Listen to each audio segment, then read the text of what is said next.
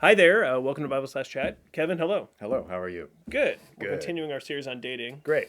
That's why we're both wearing black. Yeah. I'm just kidding. Okay, so we're gonna. I'm just joking. Dating's tough. Isn't it nice to be married? I don't know. For me, it was hard. I was always like bouncing around. Didn't know what to do. Which actually is a way to bring up our next question. Hey, there it is. So last time we talked about how to choose someone to date, what to watch for, and then now let's say you're in a dating relationship. Maybe it started well, or maybe it didn't start well. You were just not sure. You weren't sure, so you kind of proceeded into it. If you're the guy, you asked the girl out. The girl said yes. Now you're dating. You're not sure what to do with that. Or maybe you're the girl. You get asked out. You go a few times. You're not sure where it's going. You're just not sure if this is the one or not. And there's things you're observing. You're not sure. There's not clarity. What do you do in that situation? Man. Yeah, good question because it's so common. Yeah. And Like ultra practical. I mean, every Hallmark movie, every rom-com is based on this idea of like the one. The one, yeah, totally. And then, as the clouds part and birds are fluttering their wings just so above this person who's helping a baby, and like all this stuff is just it's kind of crazy. I mean, as I say that, like thinking in the Bible, is there any kind of prescriptive guidance for finding "quote unquote" the one? Right. Proverbs 31 says, "Excellent wife, who can find?" We would like to officially apologize for what was just said. I'm just kidding. No, just kidding. I mean, just like that search. He who finds a wife finds a good thing. So there is a search for a spouse in the scriptures. So totally. What is it? Isaac's wife. Yeah. Right. A wife for Isaac in Genesis 24 or 3.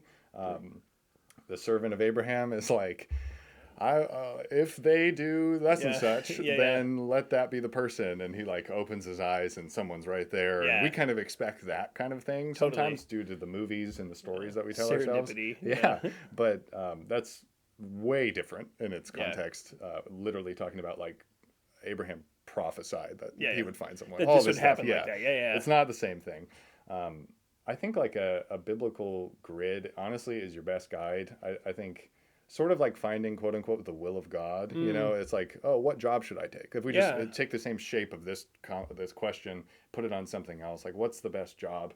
Yeah. It really gets into a matrix of biblical wisdom. Yeah. Of just like, weigh out the biblical pros and cons and the values and make the decision based on what you think could most glorify the Lord in that moment.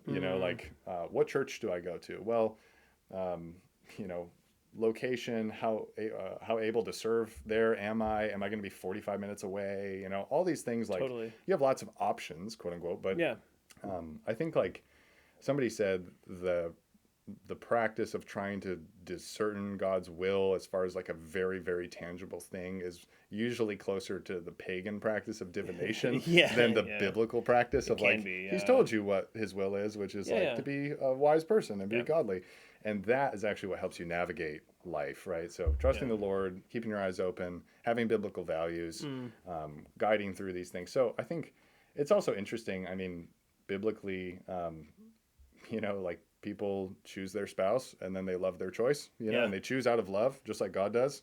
His love enacts a choice, and then he loves his choice. He's loyal, he commits, and that's what he stays with. He chose us and he loves us to the end. And it's like, it kind of is an open thing of like, are you willing to choose this person and love this person? And are they on board? And you're both like, this glorifies the Lord. Let's get married. I mean, it's like, it's kind of, I don't know.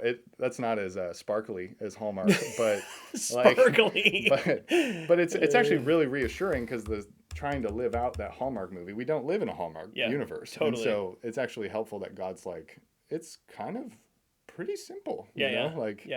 And honestly, some of it too is like, okay, let's say you have doctrinal disagreements.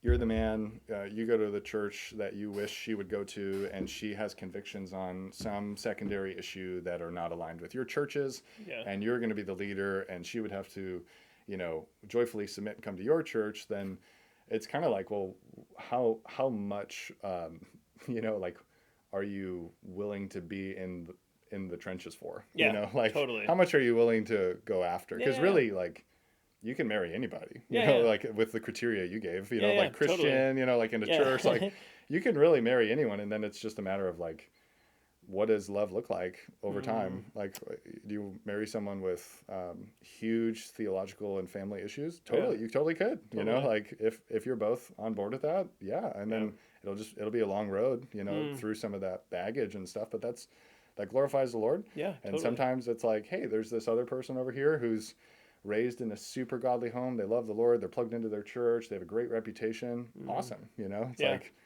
kind of up to just the person and their choice. Yeah. So in one sense, what you're saying is don't overcomplicate it. Yeah. Like if you can meet those criteria that we talked about last time, Christian, submitted to the Word, and attending a church, someone who's attractive to you, don't like overthink it. Yeah. Like you don't need to. There doesn't need to be the fluttery birds, No. and they don't need to be part of the Royal Canadian Mounted Police and all that other nonsense. That right? You don't need all that. Yeah.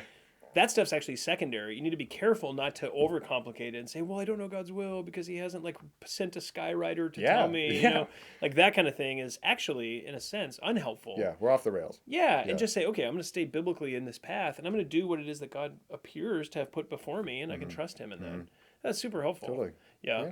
So, so what you would say to that person then is, if they say, well, I'm not sure if this is the one, you'd say, okay, let's pump the brakes. Yeah. Don't overcomplicate the one. Yeah. And then, okay, let's think through the biblical categories again. Do they meet those categories? Are you providentially in their life? If so, don't overcomplicate it. Trust the Lord and submit yourself. Yeah. And seeing, you know, maybe asking some questions of like, why aren't you sure? Yeah. You know, and then Totally. you might get Pandora's box open with lots of stuff, you know, like I have this sin struggle, or, you know, like I'm just anxious with their future ambitions or whatever it is, right? You know, and just, which all comes back to what you said earlier of just trusting the Lord, listening to his word, you know, and just trusting his love to sanctify us. And it's like, when you're in that groove, it actually is fairly smooth. Yeah. So, when you're in the groove, it's fairly smooth. didn't temper That's that to good. rhyme, but It was smooth though. Good thing I mean, this isn't that actually was recorded. very helpful. Recorded for posterity. Someday your kids are going to be watching this. They're going to be like, "Dad, please." rhymes again. Yeah.